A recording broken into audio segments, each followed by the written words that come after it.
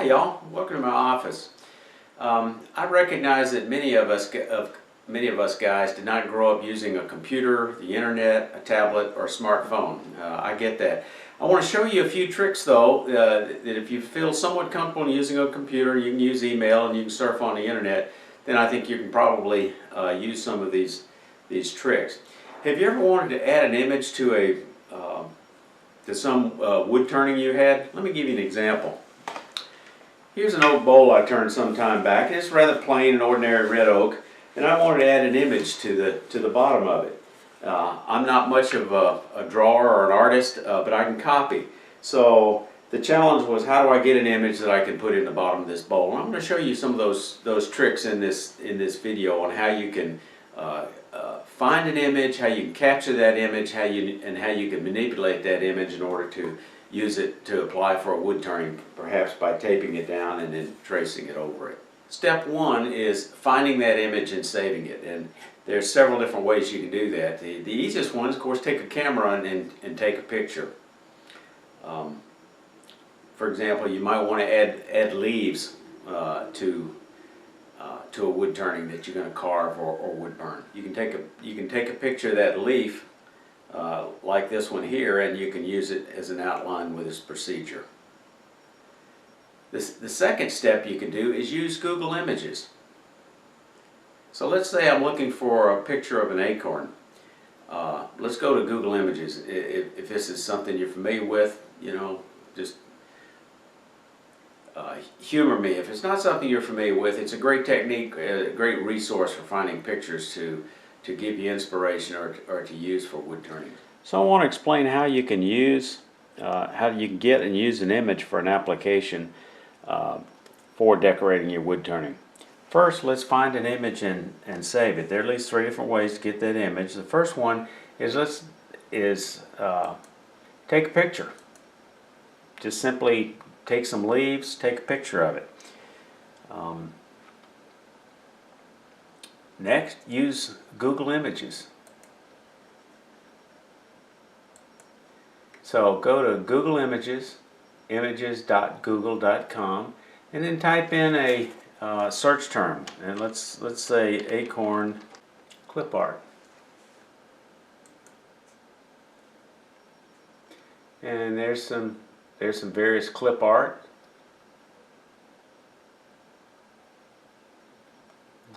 And maybe we like this one. Let's keep scrolling. Maybe we like this one. And we can right click on it and save that image to the appropriate folder that we've got set up for our project. Another option is to use Pinterest. Pinterest is a great little place for storing images and doing research as well. First, just if you don't have an account, go to www.pinterest.com, type in your email address, and then add a password and sign up. In my case, I'm going to log in because I already have one. I'll just give you some idea what this is going to look like. And we can see that I've created several different boards to store things: wood turning ideas, wood animals, patterns, wood turning, Zentangle. And my recent project on chessmen, this is when I was doing research on pictures and of images I liked. I just put it on there. Once you find an image, and you can search for that image, similar to Google, put in the search term, and then once the image comes up, for example, you can take that image and you can pin it to a board that you create, or you can right click it and you can save that. Let's go ahead and bring that image up. You can bring that image up and then you can save that image similar to a Google image. Think of Pinterest as a bulletin board where you're just sticking a picture on the board with a pen, and then you can come back to it at any time and you can create multiple boards. The next item I want to show you is a great Windows tool that will help you with documentation or saving parts of an image, and that's called the Windows Snipping tool. And it's been available. Let me close this so we can see this a little bit better. This tool has been available since Vista, and what it allows you to do is take a picture of anything on the screen, and it could be a picture, it could be a browser, or it could be part of it. You know, you can always take a picture and crop it with whatever software you have, but this allows you to do the same thing with any image on the screen. For let's say, for example, let's go to that picture we have right here, and let's say I want to crop that, take a picture of just that. That's all I want. Well, we bring up our snippet tool, we say new, and I can just highlight that area right there, and boom, that goes to my clipboard, and I can save it to use just that file. So it's pretty handy. Now, once you get a file or an image that you like, you know, there's several ways you can change the shape of it to suit your need. Let's say you're going to put it in like I did on that oak bowl. You want to scale it up or down.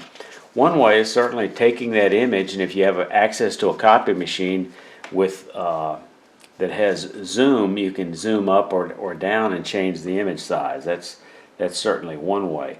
The other way is putting it into a program like Microsoft PowerPoint and using that to scale it up and down. And you say, well, you don't own PowerPoint because it's too expensive, you don't need it enough. Well, I'm in the same boat, I don't either, but there are similar free office suites such as OpenOffice that you can download from openoffice.org. This free suite, let's see, let me show you that.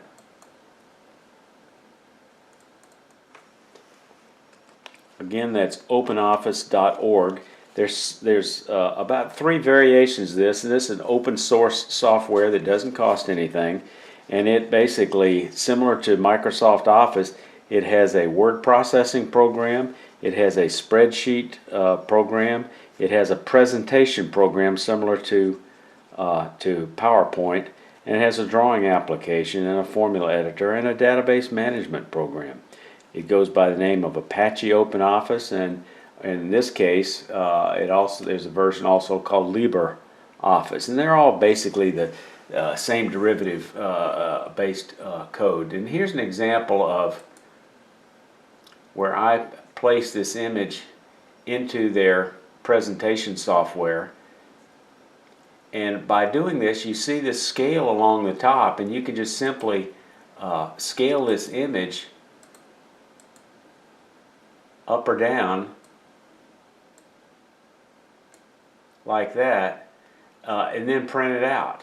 And you can get a feel for that size by just looking at the scale here, because this is a 1-inch scale.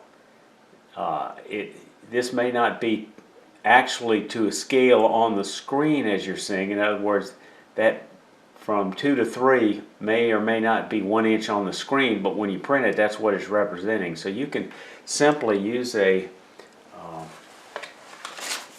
ruler, if you have a clear ruler, you can actually, bear with me, you can actually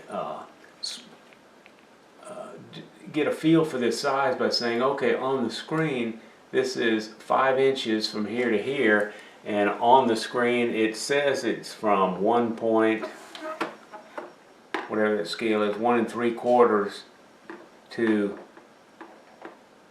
6 3/4, and so you can determine visually how to change that size. Okay, I know that was fast, but here's one quick review of what we covered.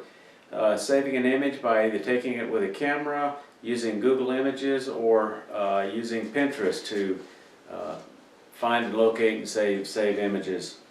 I introduced you to the Windows snipping tool, which is great for doing your own documentation, taking pictures off the computer screen, whatever form they happen to be in. And I told you about several options to resize your picture, including a free Office suite as an alternative to more expensive Microsoft applications. I said it was free, remember?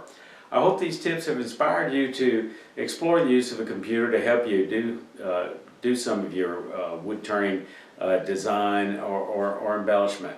If you like this, please subscribe. If you If you find it useful to you, click on the like button. Till next time.